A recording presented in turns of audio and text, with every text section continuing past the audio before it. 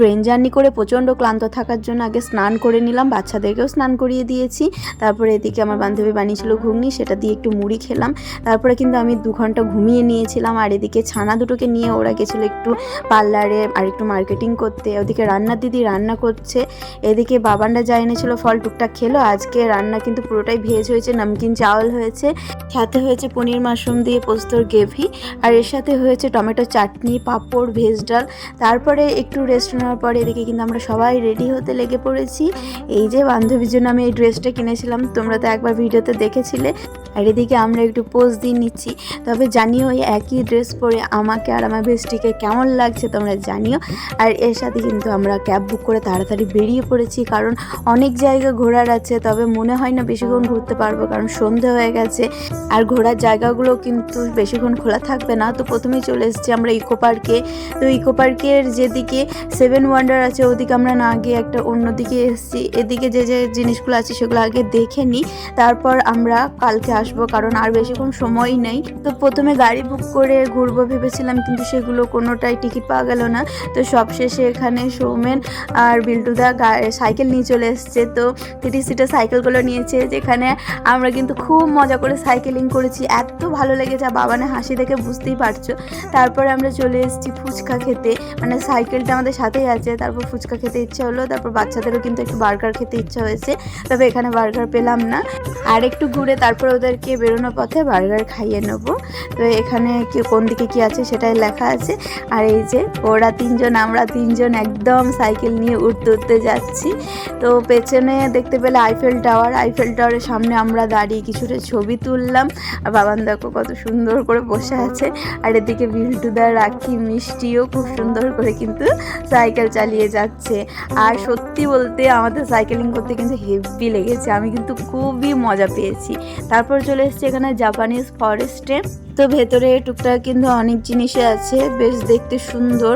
প্রথমেই আছে একটা বুদ্ধদেবের মূর্তি, সেটা বেশ বড়। তারপরে কিন্তু রাস্তা দিয়ে চলতে চলতে এরকম ছোট্ট মঙ্গলের মূর্তি দেখা গেল। তারপর এখানে টেম্পেলটা আছে, বা টেম্পেলে এখনো কাজ চলছে। ভেতরটা জানলা দিয়ে দেখলাম ছোট্ট একটা বুদ্ধ মূর্তি ছিল, আর সেরকম কিছু ছিল না। তারপর টুকটাক ছবি টবি তোলার পর আমরা কিন্তু এইদিকে বেরিয়ে এসেছি। আর এখানে কিন্তু লাইটের মেলাগুলো দেখতে কিন্তু খুবই সুন্দর ছিল। যেদিক দিয়ে এন্ট্রি করেছিলাম সেই দিকে এক্সিট করলাম। আর এখানে বাচ্চাদের জন্য চিকেন বার্গার নেওয়া হয়ে গেছে।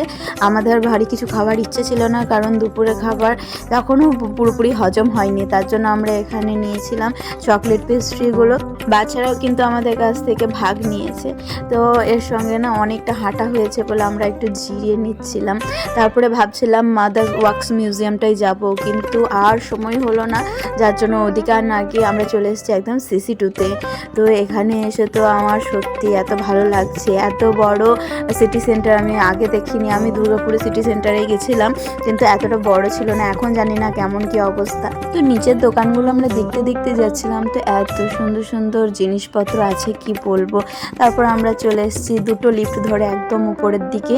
সেখানে বাবানদেরকে একটা কি বলবো প্লে শপের মধ্যে ভরে দেবো, যেখানে ওরা অনেকক্ষণ ধরে খেলতে পারবে, মানে প্রায় 1 ঘন্টা মতো খেলতে পারবে ওই যে দূরে জাস্ট জাম্পিংয়ে। তো এখানে এন্ট্রি ফি কিন্তু 450 টাকা করে লেগেছে, 2টো বাচ্চার জন্য 900 টাকায় এন্ট্রি হয়েছে। মিষ্টি তো এখানে প্রায়শই আসে, কিন্তু বাবান ফার্স্ট টাইম এসছে, তাই বাবান তো একটু ভয় ভয় করছে যে কেমন কিভাবে খেলতে পারবে কিনা। তবে মিষ্টি যেহেতু আছে, আর এখানে কিন্তু গাইড করার মতো অনেক স্টাফ আছে, যারা কিন্তু বাচ্চাদেরকে খুব দায়িত্ব সহকারে এখানে খেলাবে, তারপরে এন্ট্রি নিচ্ছে, আবার এক্সিটও কিন্তু করে দেবে মা বাবাদের হাতেই। তো এই যে বাবান যে খেলছে সেই ভিডিওগুলো কিন্তু ওই স্টাফেরাই করে দিয়েছে। আমার ফোনটা দিয়েছিলাম এখানে।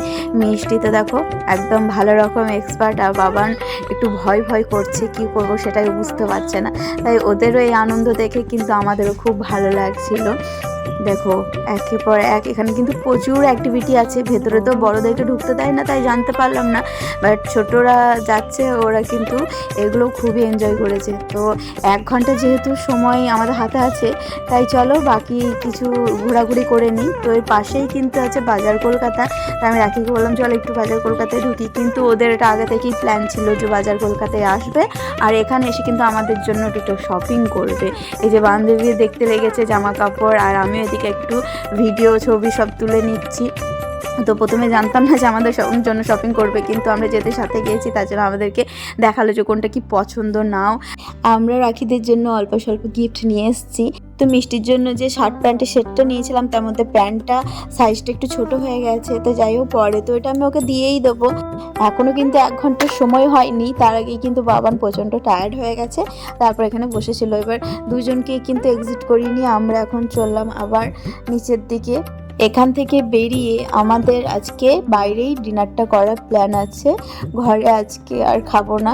তো চলে এসছে এখানে নিউ টাউন ধাবাতে, আর এখানে একটা খুব সুন্দর জায়গা ছিল যেখানে আমরা পোজ দিয়ে ছবি তুলছিলাম, বাট ছবিগুলো একদমই ভালো আসছিল না লাইটিংয়ের কারণে। তো চারিদিকে অ্যাম্বিয়েন্সটা আমি একটু ঘুরিয়ে দেখিয়ে দিলাম। এখানে কিন্তু একটা নয় অনেকগুলোই দোকান আছে। আর আজকে রাতে আমাদের মেনু হিসেবে অর্ডার দেওয়া হয়েছিল কড়াই চিকেন, আর ছিল তন্দুরি, প্লেন তন্দুরি, বাটার তন্দুরি দুটোই ছিল, আর এর সাথে ছিল স্যালাড, আর আমরা দিয়েছিলাম পনির দো পেঁয়াজা। এখানে আসার পর থেকে না হলো 10 থেকে 12টা প্লেন কিন্তু আমাদের মাথার উপর দিয়ে এত কাছে উড়ে গেছে।